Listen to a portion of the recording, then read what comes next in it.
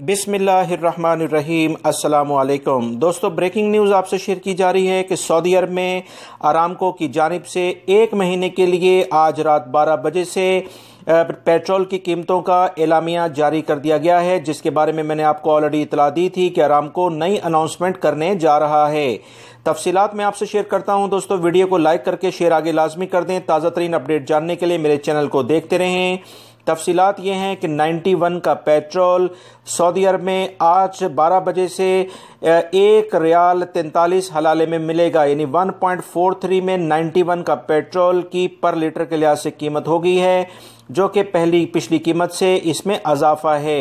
91 का पेट्रोल इसमें भी अजाफा किया गया है। अब 1 लीटर 95 का पेट्रोल 1.60 रियाल में दस्तयाब होगा। इसका इतलाक आज की रात से शुरू कर दिया गया है, लिहाजा अगले 10 सितंबर तक ये एलामिया जारी कर दिया गया है।